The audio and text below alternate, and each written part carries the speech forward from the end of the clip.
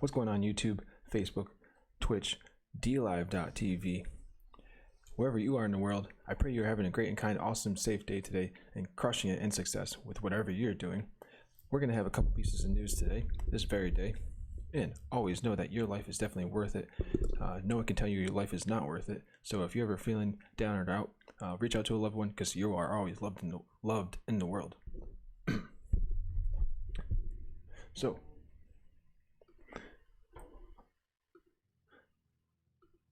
subscribe, smash the like. We're going to hang out in TRON Live News, Crypto Live News. So, on the coin market,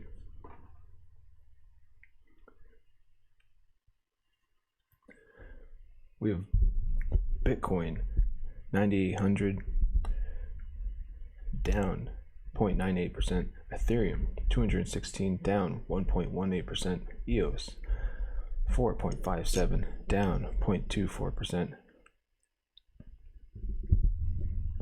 We have Litecoin 92 down 0.67%. Bitcoin Cash down, it's up 3.42%, 311. We have Ripple down 0.01% at 31 cents. Dash down 2.55% at 125. Tron down 0.98% at 2.02. I was about to say 2 cents. Ethereum $6.05. Oh no, sorry, Ethereum. Ethereum Classic. Ethereum Classic is up 0.45%.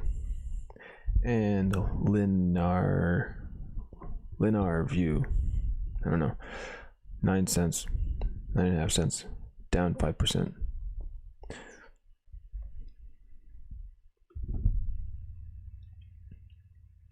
So on the representatives, we have, let's see,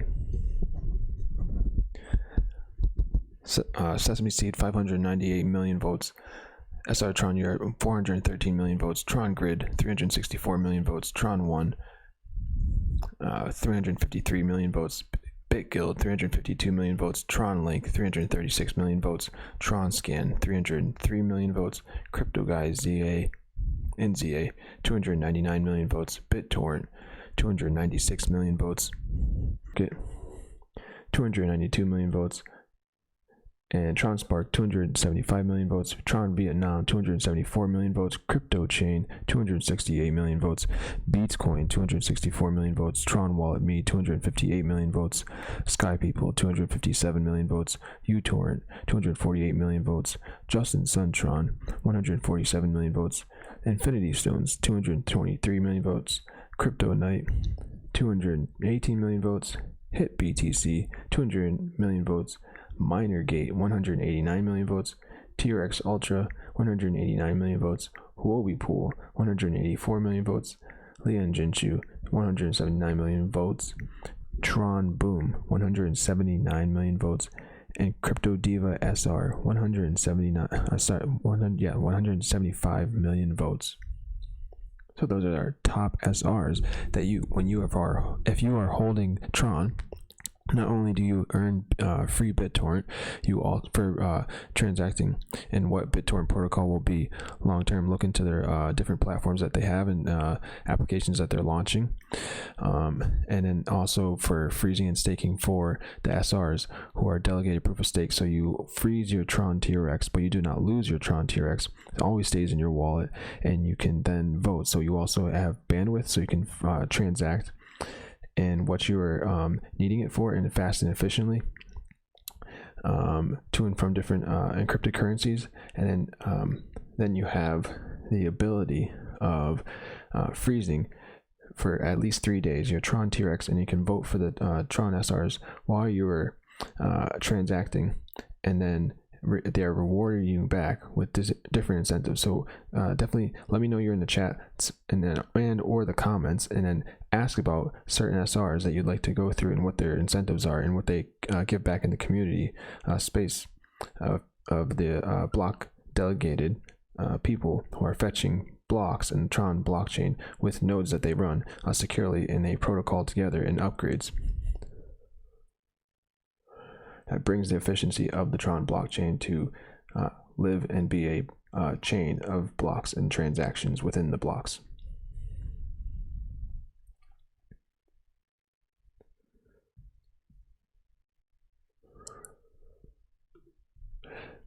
So, most definitely, if we as you know, after TRON Live News, Crypto Live News, we have Matrix IT Gaming Hour.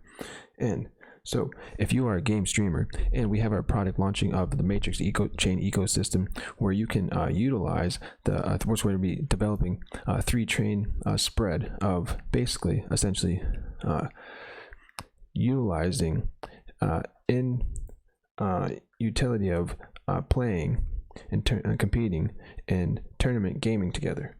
So if you are a gaming streamer, also the point of this being is that you have powerful streaming and recording apps for free. So about the game, XSplit provides the best live streaming and recording tools for beginners and professionals alike. Simple yet powerful content creation tools that provide professional broadcast experiences. Level up your broadcast with the most stable and easy to use suite of content creator tools around. How does it work? Simple. Viewers watch your live stream or video, and with great, awesome technology. So you have a 3 platform here, and also on the link on the description here on TRON Live News, Crypto Live News, click the link all the way at the bottom of the description for XSplit, and then you also enter into their TRON Live News in all capital, and you can have 5% off these suite of tools for utility of awesome, fluid, and liquid streaming. That means there's no delays, there's not a lot of lags, especially checking with your own internet provider for the speeds of your internet, for matching and servers for streaming games and content creator type contents, so live streaming all around. So XSplit is awesome for this, most definitely. Hey, if you're all in on crypto and you have people around you, loved ones, family, co-workers, friends, or yourself, and you're all in on TRON or BitTorrent or Bitcoin, definitely go over to Crypto and Proud. And we have hats, shirts, coffee mugs, cell phones on Crypto and Proud apparel. So on our first piece of news, ready or not, blockchain-based mobile voting is getting closer.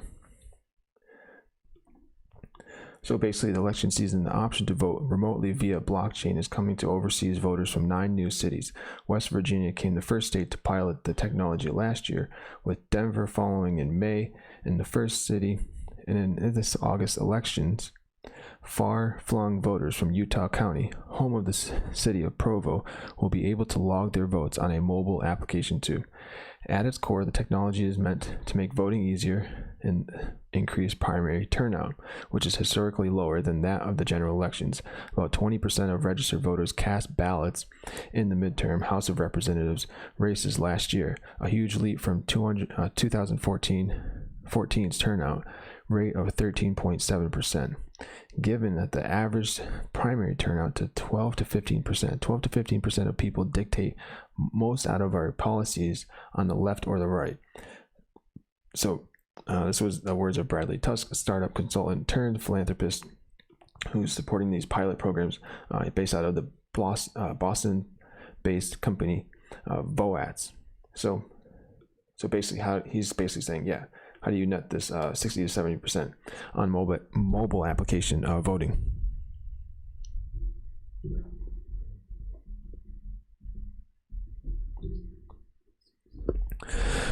So in his work in 2011 as an early stage Uber consultant, Tusk thinks he found one answer: let people vote on their phones. When Uber wanted cities to legalize ride-hailing, the company asked riders and drivers to indicate their support via text and online petitions. They did, vast numbers, and rest is history. So that's where we have basically saying. So essentially, this application is most definitely something that is touching upon where we're going to see something, I would guess, smart contract wise or ledger wise in blockchain.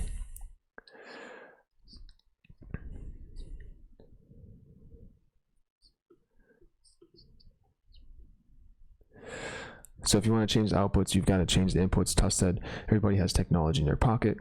Tusk philanthropies funded the part of the equity Tusk was looking for was given by Uber. But we'll see about the with the blockchain part. Simply, yeah. So they are talking about the, how they have a 60,000 populace in Utah, and they want to touch base in the 60-70%. Most definitely is what they're piloting in this application layer. But let's see. We have a guaranteed private vote. If we were able to vote anonymously, and by definition make it impossible to audit, said Cox, it's not that someone would actually has to hack an election. They just have to claim they did, and if you can't claim otherwise, you've undermined the foundation of our democratic republic. That's what we're talking about in the last election with the certain issues of a lot of different things that probably led to digital sort of reaching out, that just seemed a bit of intransparent. So they're looking to have the potential of blockchain to unlock that, serving as an online database of transactions, and the votes are stored securely online by logging the votes multiple times on multiple machines across what is called a distributed ledger, running the nodes on server-wide or interplanetary owned server nodes. Election officials are able to verify the votes haven't been altered without having to tie the vote back together. The purpose of doing so, this trial, is to have a small controlled group can monitor very closely so we can ensure the integrity of the election. We think we'll see a significant increase in return ballots. The Utah County 84 voters are eligible to vote overseas county-wide, and 53 of them are in jurisdictions with the municipal elections this August. They'll vote in local races in the cities of Eagle Mountain, Highland, Leahy, Mapleton, Orem, Pleasant Grove, Sataquin, Springville, as well as two city council seats in Provo. So let's see, wasn't really having it upon the last what is it, cybersecurity experts, blockchain dictators, New York. I'm not sure what's this summing up. Yeah, let's see what they're summing up. So their vision, yeah, I mean, this is what I'm talking about, is they're talking about a distributed ledger. So the distributed ledger is more like a chain of information of what is collected during the voting period, and then this ledger being sustained from self-sufficient and maybe a certain protocol of what a chain can run and maybe collect within itself, and what could be leaning towards a certain language that maybe is leaning towards its own self-sufficient contract ledgering within itself, which is essentially collecting these datas. So just as you have in simplicity a contract that you sign to another person when you are signing over purchasing a property, for example, you can also take real estate in physical property and sign it with your wallet address. So you are sending funds or releasing funds to another wallet with a certain contract that is minted just for that one transaction. That could be a what is called a ERC 721, TRC 721 smart contract, that it means you are the only owner of it because it was minted to your core wallet that released or funded Ethereum to create the contract, which could be the sale plus the gas fee, which could be minimally of free to allow, or just some bandwidth for that matter, of the energy of internet. And then also, if not, then in the TRON blockchain, that's how it functions with bandwidth, or you have the minimum sun amount, which is down to a 6 decimal precision. So, which is probably a very small, minute amount of a penny, sliver of a penny. So essentially, but you have smart contract ledgering, so that essentially the sliver of penny or something is like the sale of like whoever amount of property is needed at stake for like that, for the contract that's being in position and being sailed and signed via releasing the contract or the funds to someone who then through maybe companies that develop smart contracts, and then they develop it and the funding has gone through through certain issuance of contract ledgering that signs someone bought the transaction of the property and the property deed attached to the contract and privacy essentially of the funds, transacting the funds and access to the funds in digital realm of the property's value. But that's where it's really good to transact in stable value type digitally ledgered cryptocurrency like that, right? Because also you gotta think the cryptocurrency is ledgered onto a blockchain spectrum within itself as well. So mobile voting isn't without a precedent. In Moscow, Estonia, in the Japanese city of Tsukuba, I apologize. Citizens can vote online for certain policies in municipal projects, and early results from West Virginia and Denver's pilots seem to indicate that American voters have been impressed with the process. After a small trial run, 13 voters in West Virginia expanded mobile voting for its November 2018 general election, during which 144 voters deployed in 30 countries cast their ballots through votes. So I want to see more about where it's talking about the blockchain. I understand they're talking about the voting, and they want to have like snail mail ballots, emails. They really want to they want to have a fluid mobile application where everyone is ledgered themselves and their identities, their KYCs and the provisions, and it's all connected together with the voting, balloting, and all into this blockchain ledgered data, right? I'm just seeming like they're just running a chain, right? And they're just talking about, furthermore, blockchain voting from Tusk of votes will do nothing to address the real threats the 2020 election cycle faces. I fear that it can only introduce more sources of vulnerabilities that only apply to some of the hardest to serve voters that are overseas. I mean, these seem to be, solutions, right? So David Dillis, computer science emeritus of Stanford University, doesn't think building a truly secure online voting network isn't impossible, but it would be unprecedented. What they're up against is basically 20 years of all the top computer scientists in the country, in some of the other countries, saying that the technology does not exist to solve this problem. Yeah, I mean, essentially, there's a lot to build that most definitely is not I personally, I think it's already here. I really think it's just, I don't think I think what they're talking about in like ledgering, like in other countries, maybe with the utilization of blockchain and then developing those softwares, most definitely, and where they're not using it and where they're still using the snail mail, a sense of emails, then most definitely, it's going to be that's like, it could be, you could be looking at like a 10, 15 year, 20-year venture, most definitely long term, surely. So yeah, at least for the applications and spreading the application layers, but who knows, maybe not. I mean, you still you see actually the simplicity of blockchain through the UN being utilized in giving of food and ledgering of food in the UN, and that's blockchain ledgering. They're already using blockchain ledgering, distributed node ledgering in Africa for utilization of food and how much food is going to the people who are obtaining the food in certain parts of Africa through the UN. That's been going on for a good long while, a bit now. Yep. Whitehall points to the threat. Let's see what they third-party inference. Yeah, Bill raises another issue: trusting a private company administrator in election. I mean, that's let's try not to go political, right? We're not trying to go. Let's see. We're trying to like talk about the technology, really. Tusk emphasizes that voters can personally audit their votes by making sure the ballot cast matches in one of the printed digital receipt coded and unique anonymous voter ID.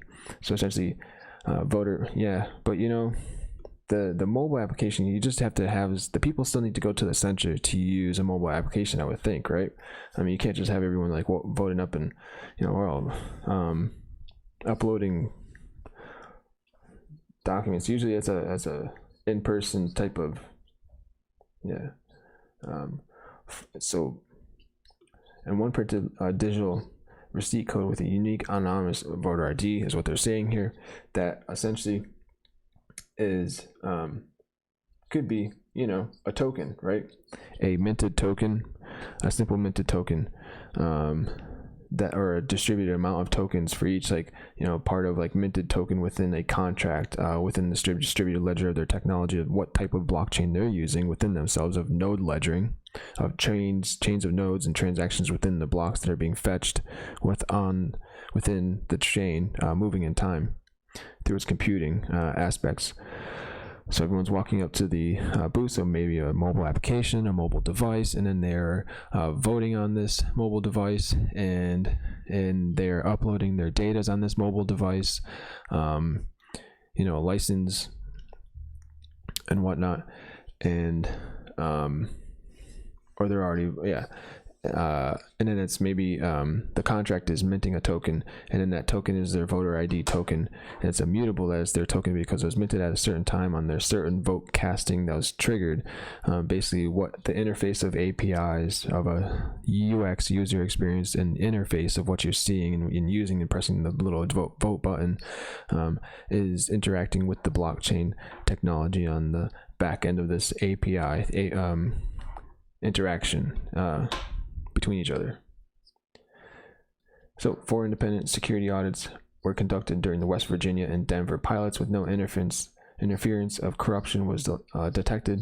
Compared to the way we currently vote, this approach is exponentially safer, Tusk philanthropist states in a statement, said in a statement. So yeah, most definitely, I think it is. I think, you know, you really have a definitely exponential attachment of you know, said person voted. Most definitely, you know, it's really black and white. And if the balloting can go around with the mobile devices very easily, and that's the thing, that's the inference, is there was a different you know, it's paperworks and whatnot, and different types of, you know, datas. But if that's all encrypted into the blockchain, and, you know, there's a protocol of people going around and having voting on that whole day, you know, everyone's just collectively in a close niche of governments, you know, government seculars going through and collecting data of people who are so, you know, an enable ability to vote through this mobile application. Then, you know, you'll see if they touch the base of, you know, 60 to 70% or more, or with the social experiment, most definitely with blockchain technology and ledgering, is an efficiency rather than all of these just different distributed papers, right? All distributed papers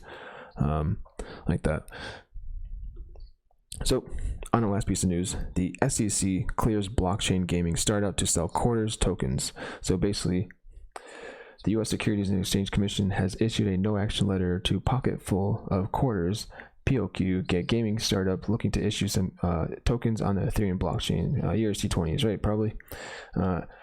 So, without registering them as securities, the SEC Division of Corporation Finance wrote in a second no-action letter to the company seeking to launch a token sale. The first was granted to April to Turnkey Jet, a business travel startup. Quarters are built, yep, ERC20 standards. These are smart contract. Basically, I can send you, you can send me, transact back and forth, burn and mint, different functions. So it can be, the total supply can be lessened, can be more, can be all sorts of different types of logics. We can go through that most definitely if you keep listening on TRON Live News, Crypto Live News, different features of smart contracts.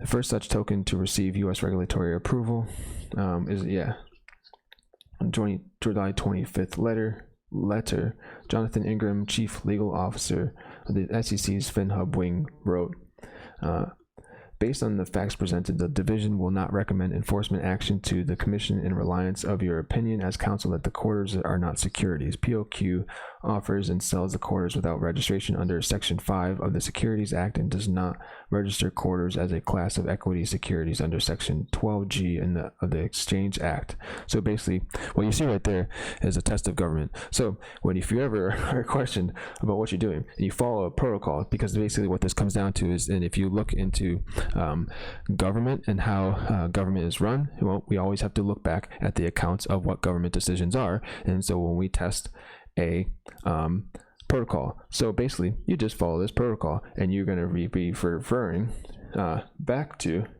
the quarters case, essentially the POQ quarters case, pocket full of quarters case, whatever you think, whatever this comes down to someday, and it's ledgering the quarters case, right? Pocket full of quarters case.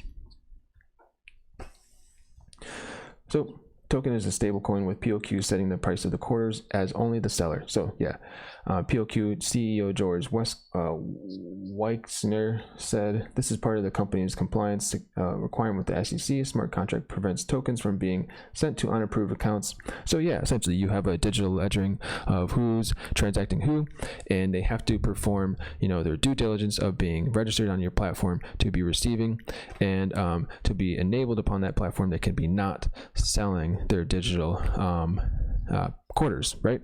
So yeah, you have to follow the token economics of what the protocol of what you're being involved in.